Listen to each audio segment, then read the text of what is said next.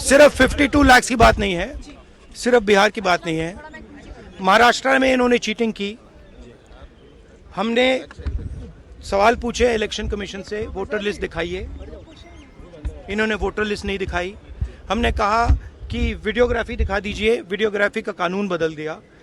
1 करोड़ नए वोटर्स आए थे महाराष्ट्र में और इलेक्शन चोरी किया। ठीक है, अब इनको समझ आ गई बात। ठीक है, और अब इन्होंने क्या किया है कि अब हम बिहार का पूरा सिस्टम नए तरीके से करेंगे, वोटर डिलीट करेंगे और नए तरीके से वोटर लिस्ट लाएंगे। एसआईआर का है बिहार में। बिहार में भी कल गुंडागर्दी हुआ विधानसभा के अंदर। यहाँ भी ये अराजकता फैला रहे हैं कि सारे चीज जब सामने में है, मृतक के बदले कोई मृतक तो अब वोट डालने आएंगे नहीं, तो उसमें क्या आपत्ति है? क्या जो बाहर शिफ्ट हो गए हैं उनमें क्या आपत्ति है? क्या जो भारत के नागरिक नहीं हैं उनको वोट डालने दिया जाए? ये जानबूझ करके भ्रम और अराजकता फैलाने की कोशिश विपक्ष कर रहा है। ये देश का दुर्भाग्य है।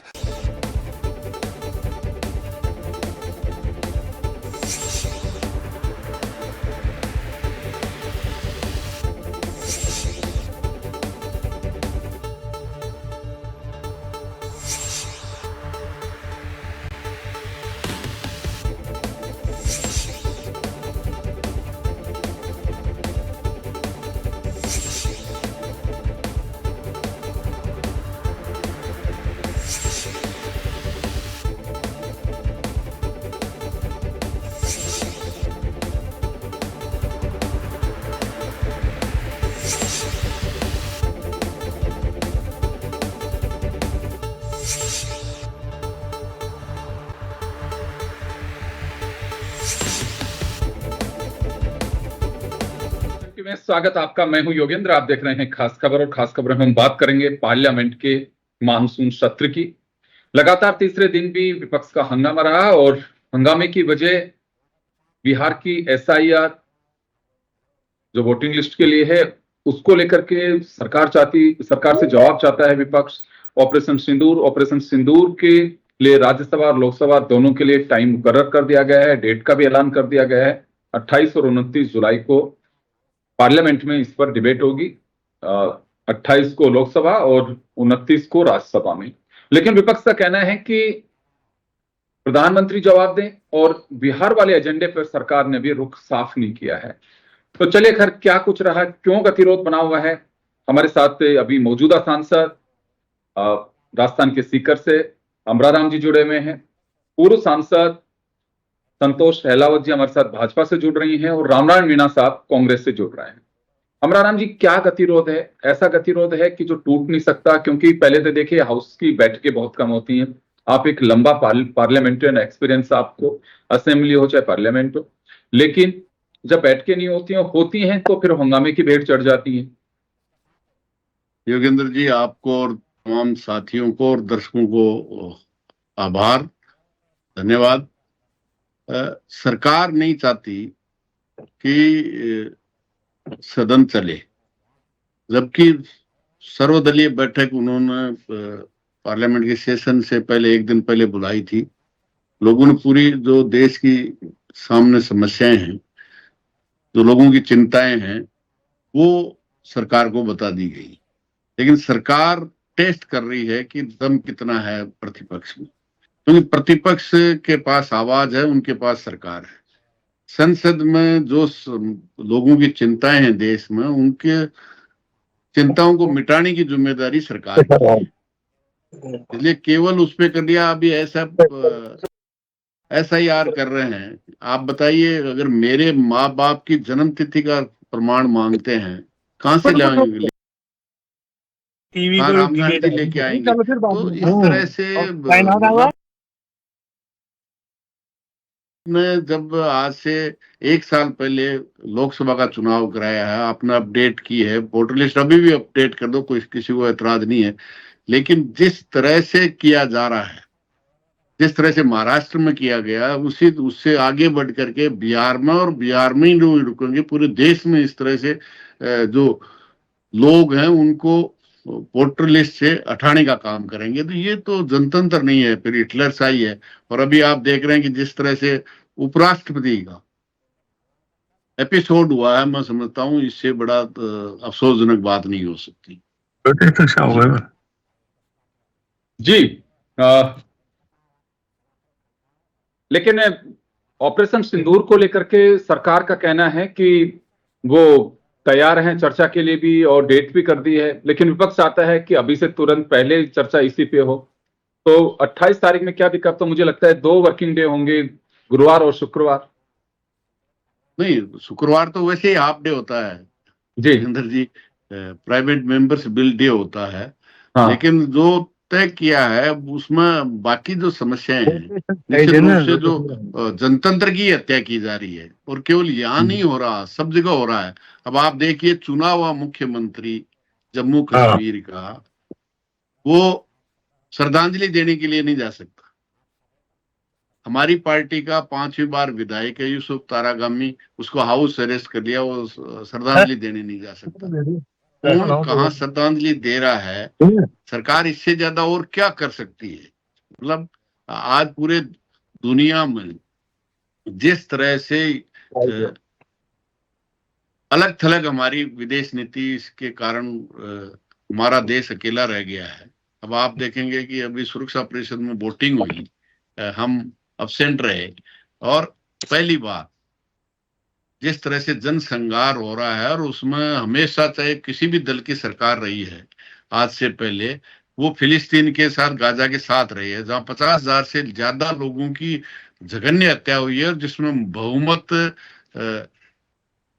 महिला और बच्चे हैं। और उस पे अगर आता है, प्रस्ताव आता है, और हमारे देश की सरकार उसमें अब्सेंट रहती है, इससे ज्यादा मैं समझता हूँ उसका नतीजा हमारे सामने। और आज जिस तरह से ट्रंप गुंडागर्दी कर रहा है, टैरिफ के नाम से पूरी दुनिया को धमका रहा है, उसके सामने भी मैं समझता हूँ कि ये सिलेंडर होने की स्थिति में आ जाएंगे। तो ये सब जो देश की 140 करोड़ जनता के सामने जो समस्या है, अगर एग्रीकल्चर और डेयरी प्रोडक्ट में अगर छूट दे दी गई तो क्या हालत होगी देश की? क्योंकि बहुत बड़ी संख्या, बहुमत संख्या आज भी एग्रीकल्चर पे डिपेंड है, आज भी डेयरी के प्रोडक्ट और डेयरी के दूध पे और दूध की बनी हुई चीजों पे डिपेंडेंट है। जी जी।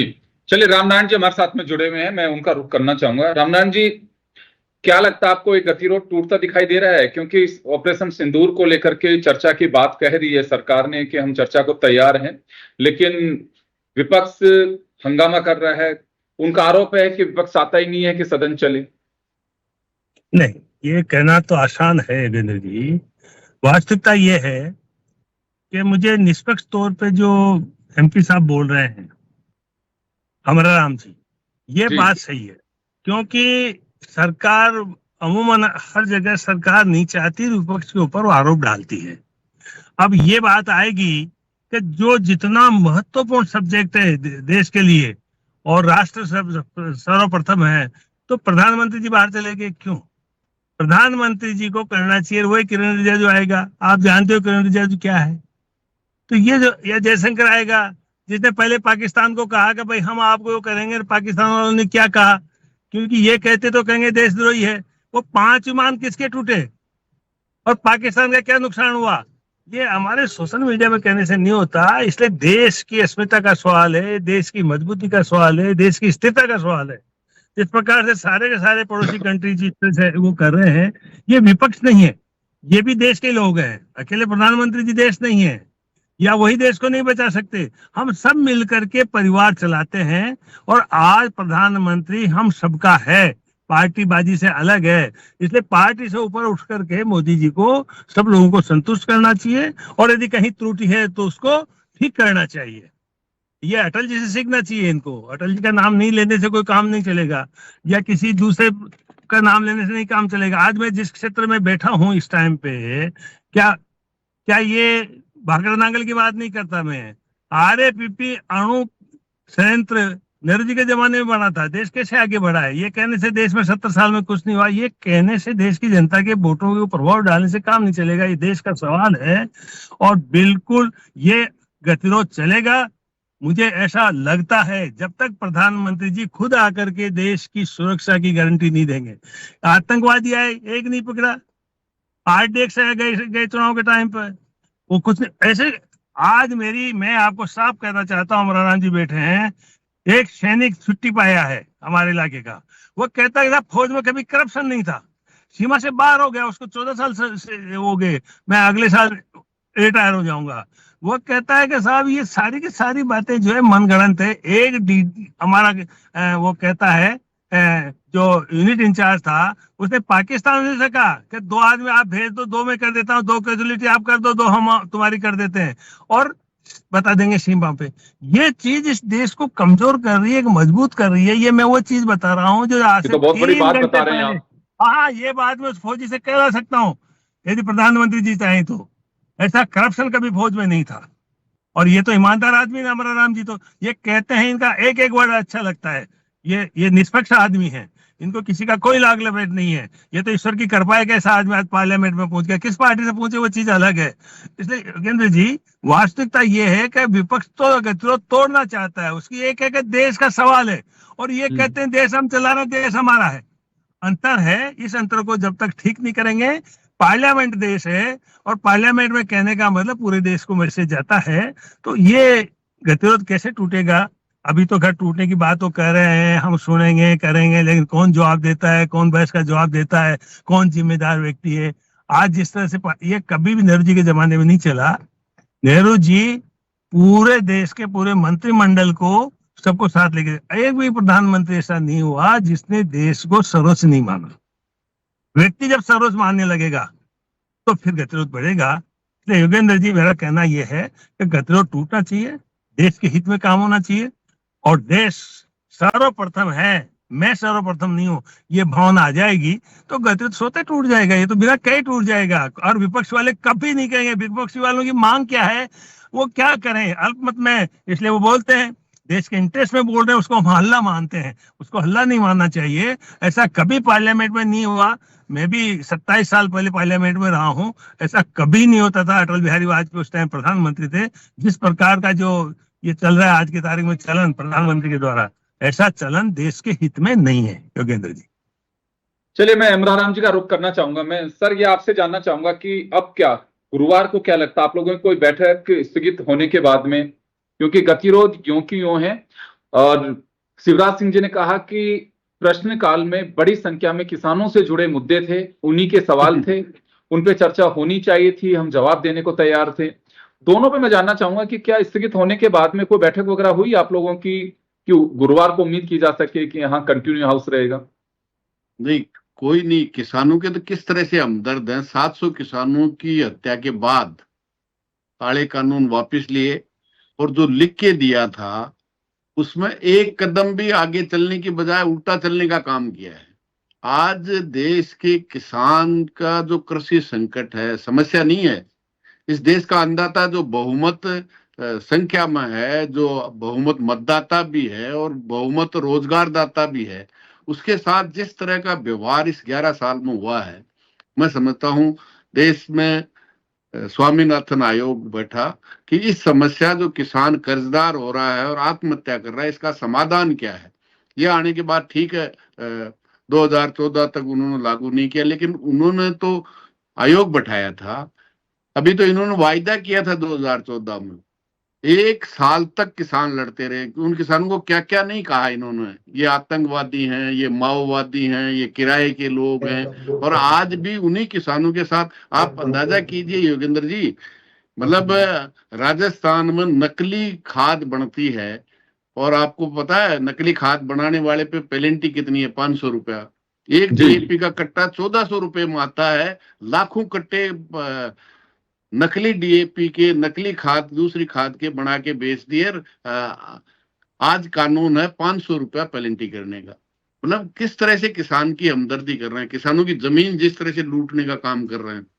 वो आदिवासी बेचारे जो जिनकी पीढ़ियां जंगल में हो गई, उसी के नीचे माइंस है। अभी नया बिल लेके आ रहे हैं, उन तमाम आदिवासियों को अपने पीढ़ियां दर पीढ़ियां 10 पीढ़ियों से 20 पीढ़ियों से रहते आए हैं, उनको बेदखल करने के लिए कानून लेके आ रहे हैं।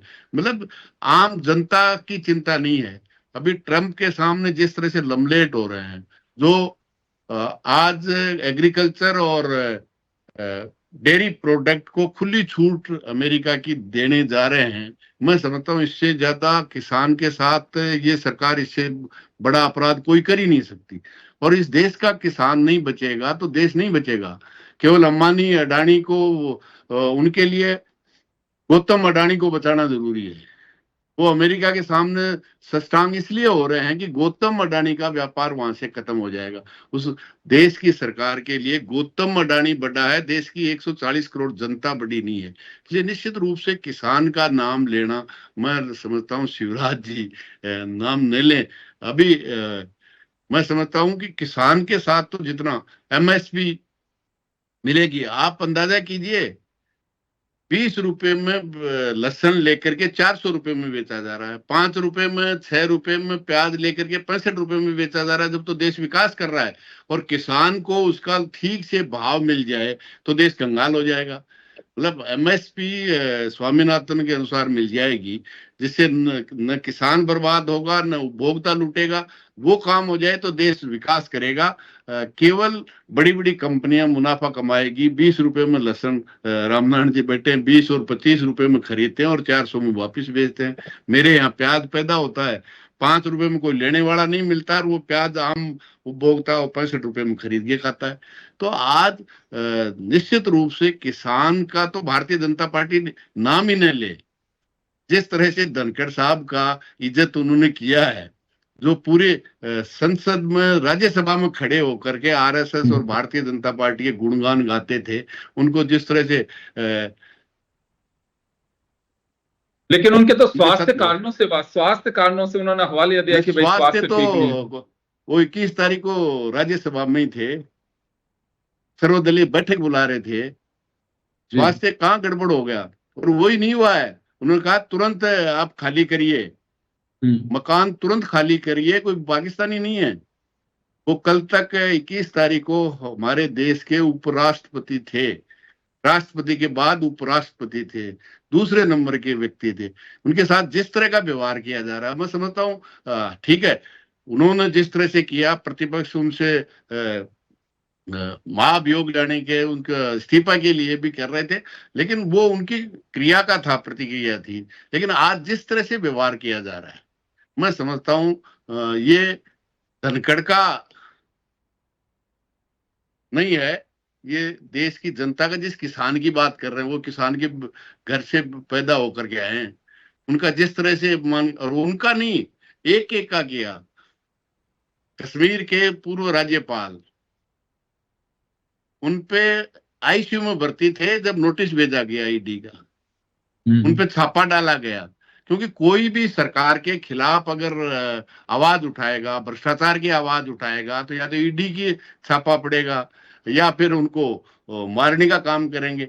कुलबर्गी और सामने हमारे, मतलब जो भी सरकारें आती हैं, सरकारों की आलोचना भी होती है, निश्चित रूप से भ्रष्टाचार की भी उजागर करते हैं, लेकिन इस तरह से तानाशाही से लोगों को दबाने की जो कोशिश है। सर अब क्या लगता है आपको, अब क्या लगता है आपको कि ये डेडलॉक जो बना हुआ है टूटेगा?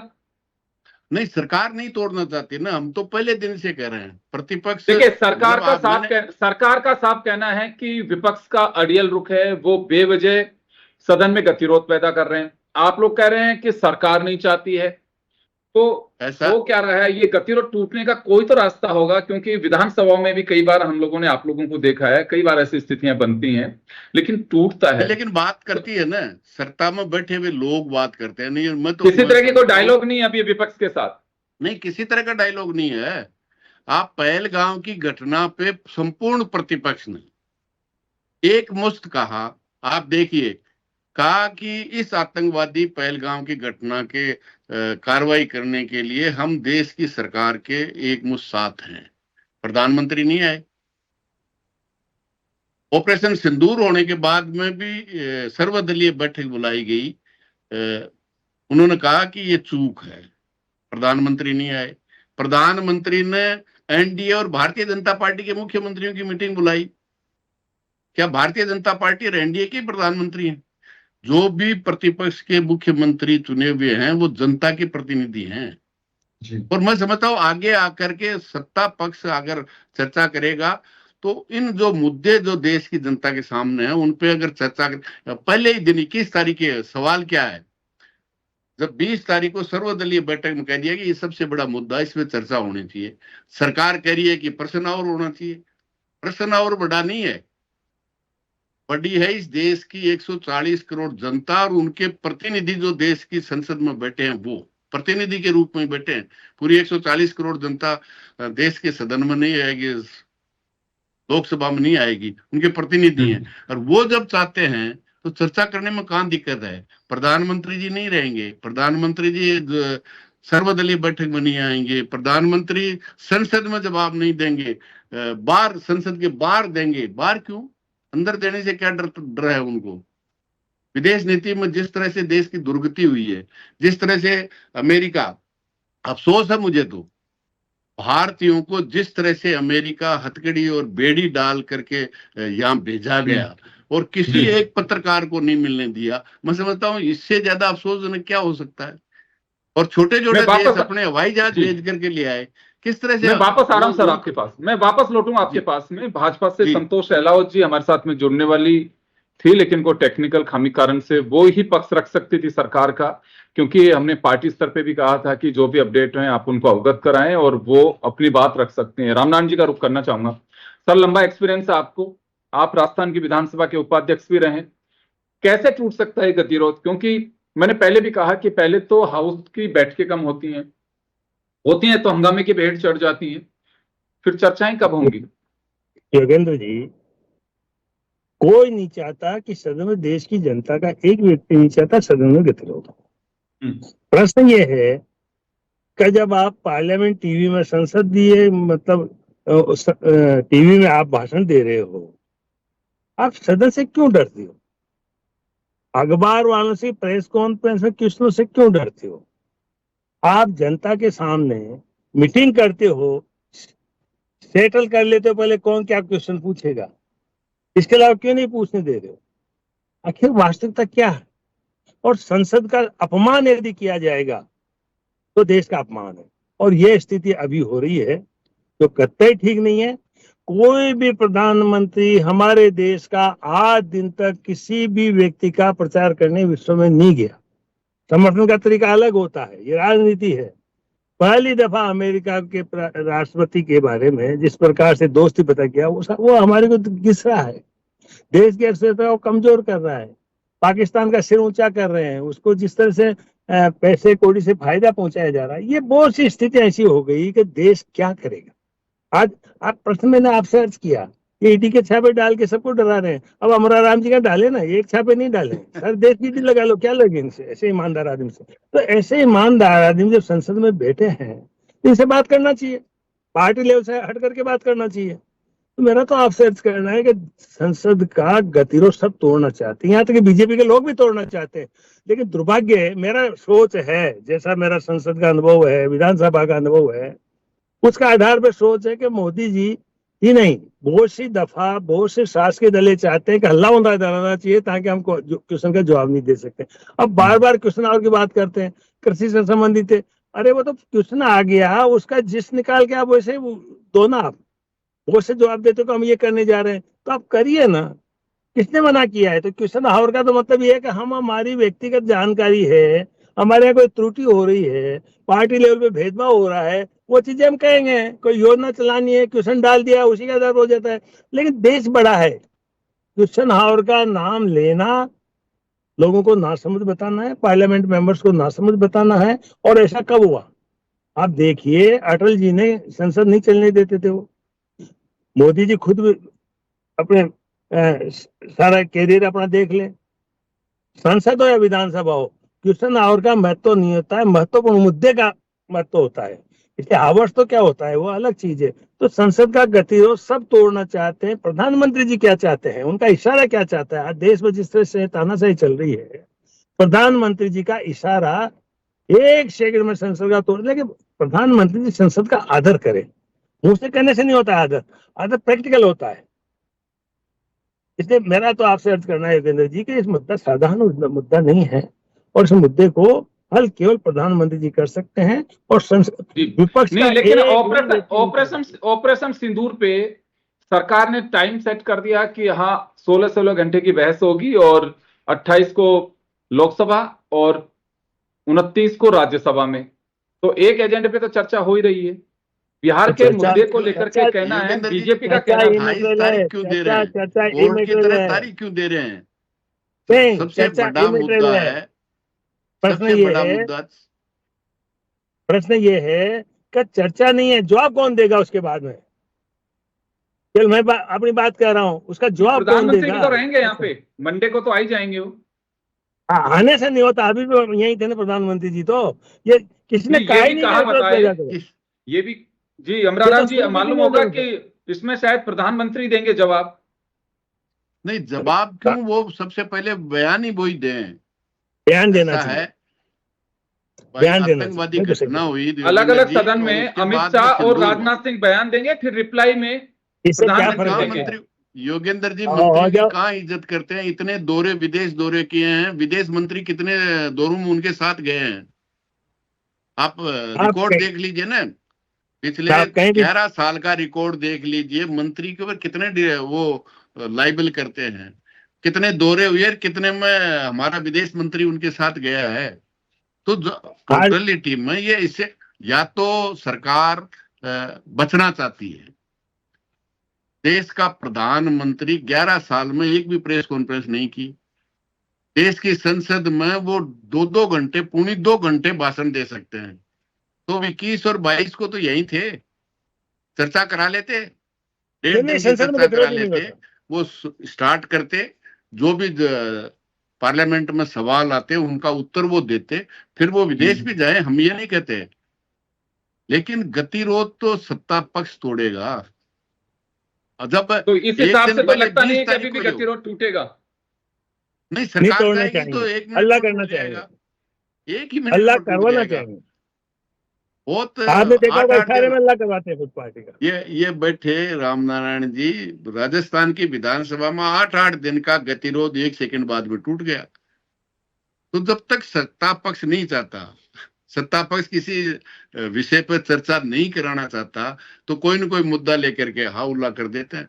इसलिए सत्ता पक्ष आएगा तो प्रतिपक्ष तो, पहली बार देखा मैंने तो पहलगाम की घटना में पूरा प्रतिपक्ष